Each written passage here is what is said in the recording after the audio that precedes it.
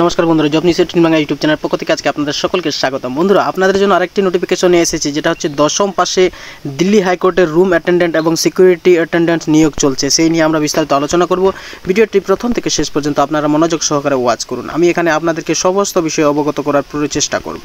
তো দেরি না করে ভিডিও আমি শুরু করছি। এখানে দেখতে পাচ্ছেন আপনারা বন্ধুরা, সংস্থার নাম হচ্ছে কি Delhi subordinate services selection board, DSSSB নাম দেওয়া হয়েছে। ঠিক আছে, তো পোস্টের নাম হচ্ছে কি, এই যেখানে দেখতে পাচ্ছেন পদের নাম, এই যে court attendants, room attendants and security attendant. ঠিক আছে, তারপর আমরা যদি নিচে লক্ষ্য করে দেখি, এখানে দেখতে পাচ্ছেন টোটাল পোস্ট রয়েছে, অর্থাৎ শূন্যপদ কত 334টি রয়েছে। ঠিক আছে, টোটালে শূন্যপদ। আর লাস্ট ডেট অফ সাবমিশন, অর্থাৎ অ্যাপ্লিকেশনের লাস্ট ডেট হচ্ছে 24শে সেপ্টেম্বর, অর্থাৎ এখনও চলছে। ঠিক আছে, অ্যাপ্লিকেশন টাইপ হচ্ছে কি অনলাইনে আপনাকে আবেদন জানাতে হবে। সেটা অফিসিয়াল ওয়েবসাইটটা কোনটা, এই যে এখানে দেখতে পাচ্ছেন এই দিল্লি গভর্নমেন্ট.in, এই অফিসিয়াল ওয়েবসাইটে আপনাদেরকে জানাতে হবে। ঠিক আছে, জব লোকেশন কোথায় হচ্ছে দিল্লিতে, অর্থাৎ দিল্লি কোর্টে আপনাকে নিয়োগ করা হবে, এই যে দিল্লি। ঠিক আছে, তো আবার কিছু বিষয় রয়েছে, সেগুলো নিয়ে আমি আলোচনা করব, মনোযোগ সহকারে আপনারা দেখবেন। এখানে দেখতে পাচ্ছেন আমি প্রথমেই বলেছিলাম যে পদ অনুসারে কোর্ট অ্যাটেন্ডেন্ট 318টি পদ আছে।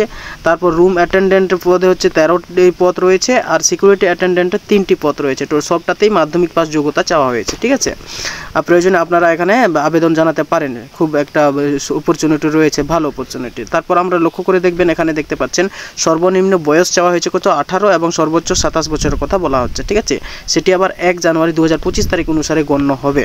ঠিক আছে, আবেদন শুরু হয়েছে, এই যে বলেছিলাম 26শে আগস্ট থেকে আবেদন শুরু হয়ে গেছে। ঠিক আছে, শেষ তারিখটা হচ্ছে 24শে সেপ্টেম্বর, যেটা বলেছিলাম। ঠিক আছে, যাই হোক, সিলেকশন প্রসেসের দিকে যদি আমরা লক্ষ্য করে দেখি, এখানে লিখিত পরীক্ষা 100 নম্বরের থাকবে। ঠিক আছে, সাক্ষাৎকারে 15 নম্বর থাকবে, অর্থাৎ ইন্টারভিউতে, এবং ডকুমেন্ট যাচাই থাকবে, তারপর মেডিকেল পরীক্ষা, এর মাধ্যমে নিয়োগ করা হবে আপনাকে। ঠিক আছে, তারপর নিচে স্ক্রল ডাউন করছি, আর কি রয়েছে সেগুলো নিয়ে আমরা একটু দেখে নিই। ঠিক আছে, তোমরা এখানে দেখতে পাচ্ছেন যে আবেদনের যে মূল্যর কথাটা, এখানে যদি আপনারা লক্ষ্য করে দেখুন যে 00 টাকা রয়েছে কাদের জন্য, SC ST এবং PWD ক্যাটাগরিদের জন্য কোনো আবেদন মূল্যটা থাকছে না। তার সঙ্গে জেনারেল OBC এবং EWS ক্যাটাগরিদের জন্য 100 টাকা থাকছে। ঠিক আছে, আর আসল কথাটা হচ্ছে কি, যদি আপনাদের এর থেকেও আরও কিছু জানার ইচ্ছে থাকে এই বিষয়ে, আমার ডিসক্রিপশনে যান, সেখানে আমি রেখে দিচ্ছি অফিসিয়াল নোটিফিকেশনটি, এবং সেখান থেকে ডাউনলোড করে আপনারা বিস্তারিত বিষয়টি দেখে নিতে পারেন। ঠিক আছে, তো যাই হোক, আজকের ইনফরমেশন এতটুকুই ছিল। যদি ভিডিওটি ভালো লেগে থাকে নিশ্চয়ই একটি লাইক করবেন, এবং অবশ্যই আমার চ্যানেলের সঙ্গে সম্পর্ক রাখার জন্য সাবস্ক্রাইব করে রাখবেন। আজকের ভিডিও এখানেই সমাপ্ত করছি। ভালো থাকবেন, সুস্থ থাকবেন, দেখা হবে